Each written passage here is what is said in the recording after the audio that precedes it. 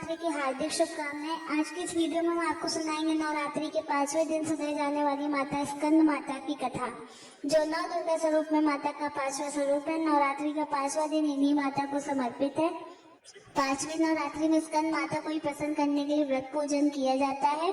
साथ ही आप सुनेंगे माता स्कंद माता की पूरी पूजा विधि। आपसे प्रार्थना है कि यह कथा अंत तक अवश्य सुनेंगे, और कथा शुरू होने से पहले हमारे चैनल को सब्सक्राइब करके एक बार कमेंट्स में दिल से जय माता दी अवश्य लिखें। स्कंद माता देवी नवरात्रि के 5वें दिन इस कथा को सुन रहे सभी भक्तों पर अपनी विशेष कृपा बरसाइए।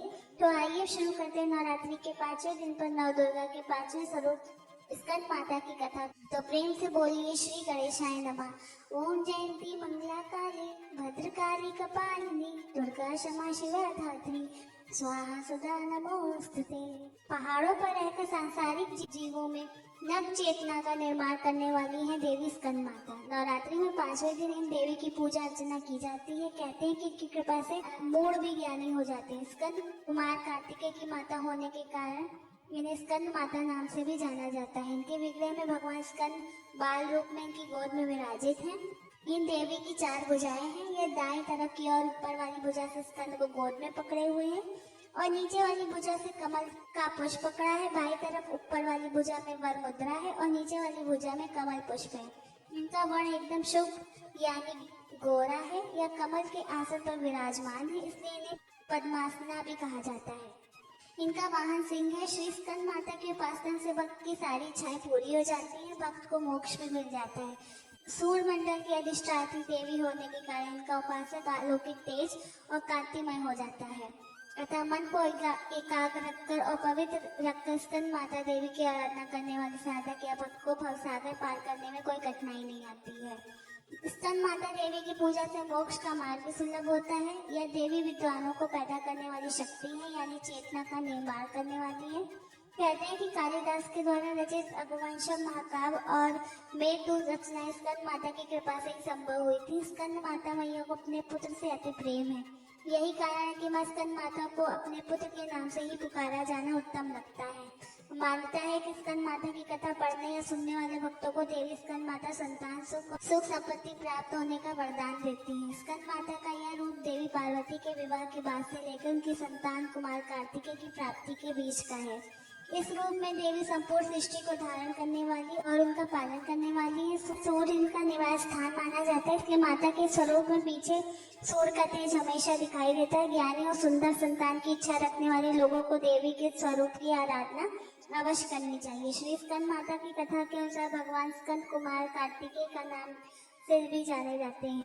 श्री स्कंद माता की कथा के अनुसार भगवान स्कंद कुमार कार्तिकेय के नाम से भी जाने जाते हैं। यह भगवान शिव और माता पार्वती के प्रथम पुत्र हैं। इनका जन्म तारकासुर नाम के राक्षस के अंत के लिए हुआ था।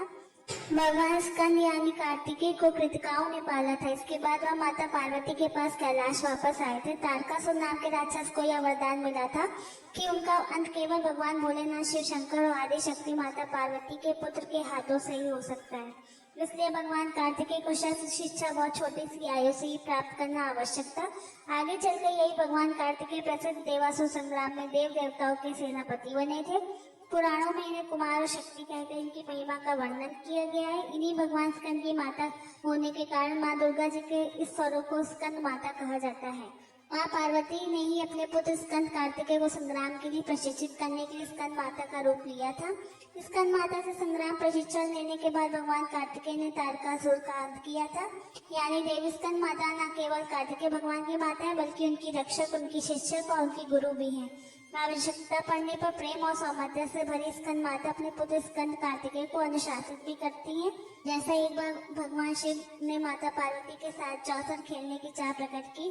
खेल में भगवान शंकर अपना सब हार गए। हारने के बाद भगवान भोलेनाथ अपनी लीला को रचते हुए पत्तों के वस्त्र पहनकर गंगा तट पर चले गए। कार्तिकेय जी को जब यह सारी बात पता चली तो वो माता पार्वती से भगवान शिव शंकर के समस्त वस्तुएं वापस लेने आए। इस बार खेल में माता पार्वती हार गई तथा कार्तिकेय जी शंकर भगवान का सारा सामान लेकर वापस चले गए। इधर माँ पार्वती भी परेशान थी कि उनका सारा सामान भी गया तथा उनके प्रिय पति भोलेनाथ भी उनसे दूर हो गए। पार्वती जी ने अपनी यह कथा अपने पुत्र गणेश जी को बताई तो मात्र भक्त गणेश जी स्वयं खेल खेलने शंकर भगवान के पास पहुंचे। गणेश जी भगवान भोलेनाथ से जीत गए और लौट कर अपनी जीत का समाचार उन्होंने माता पार्वती को सुनाया। इस पर पार्वती माता बोली कि उन्हें अपने पिता महादेव को साथ लेकर आना चाहिए था। तो गणेश जी फिर भगवान भोलेनाथ की खोज करने निकल गए।